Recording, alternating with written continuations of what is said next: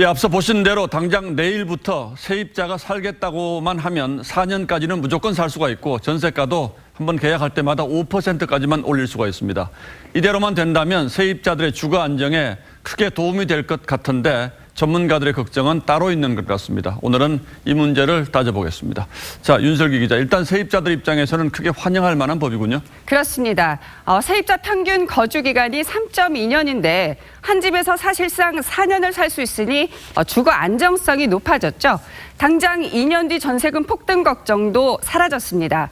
내년 전월세 신고제까지 시행이 되면 전세 거래 내역도 투명해져 세입자 보호가 더 강화가 되죠. 예, 당장 내일부터 이게 시행이 된다면 주인 입장에서는 오늘까지 계약을 하는 게 유리할 것이고 세입자 입장에서는 내일 이후로 미루는 것이 유리할 텐데 아마 지금쯤 서로 눈치 보는 분들도 굉장히 많겠네요. 네, 그래서 실제 현장에서는 갈등 조짐이 벌어지기도 했습니다. 집주인 입장에서는 규제 강화 전에 새 계약을 맺는 게 유리하지만 세입자는 규제 강화 후 계약이 이득이기 때문이죠. 그래서 일부 세입자는 집주인의 계약 통보, 종료 통보를 피해 다니기도 하고 일부 집주인의 경우 기존 세입자를 내쫓기 위해 친인척과 허위로 신규 전세 계약을 맺는 일종의 편법 가능성도 우려가 됩니다. 하지만 과거에 임대기간 2년 연장이 정착이 된 것처럼 이 같은 혼란은 일시적일 거라는 게 정부 여당의 입장이죠. 예, 저희도 뭐 그렇게 되길 바라겠습니다만 일단 문제는 4년까지는 분명히 안정성이 높아지는 게 분명한데 문제는 4년 뒤가 아니겠습니까? 주인 입장에서는 당연히 새로운 세입자 받으려고 하겠죠? 집주인 입장에서는 이 새로운 세입자를 드리는 게 훨씬 유리합니다. 기존 세입자에게는 이른바 5% 상한 룰이 적용되기 때문이죠. 즉 전세금을 5%밖에 못 올려받는 기존 세입자보다는 새롭게 높은 전세금 책정이 가능한 신규 세입자와의 계약이 나은 선택인 거죠.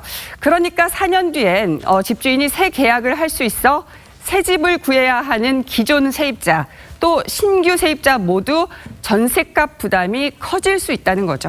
그럼 예를 들어서 그 집에서 살지 못하고 다른 집으로 이사를 가는 세입자의 경우에 전셋값이 굉장히 높아지면 물론 목돈을 그동안에 마련했다면 문제가 없겠습니다만 그렇지 못한 경우도 많지 않겠어요? 네, 그래서 목돈 부담이 적은 월세를 택하는 분들이 많아질 수 있습니다. 또 집주인 입장에서도 전셋값을 중간에 5% 이상 못 올릴 바에는 차라리 월세로 돌리는 게 낫다고 계산할 수도 있겠죠. 전문가 얘기 들어보실까요? 집 가진 사람도 손해, 집 없는 사람도 손해, 다 손해봅니다. 특히 뭐 월세로 살아야 되는 사람 입장에서는 월급 받아가지고 고스란히 월세로 사네. 그러니까 요약하자면 세입자가 4년 이상 살기 어려워질 수도 있다. 그리고 4년마다 전세값이 폭등할 가능성이 있다. 그리고 아주 장기적으로 보면 전세가 사라질 가능성도 배제할 수 없다. 이렇게 봐야겠네요. 그렇습니다. 물론 그렇게 되지 않길 바랍니다만 정부도 이 점은 분명히 염두에 두고 정책을 추진을 해야 되겠군요. 네. 예, 윤슬기 기자 잘 들었습니다.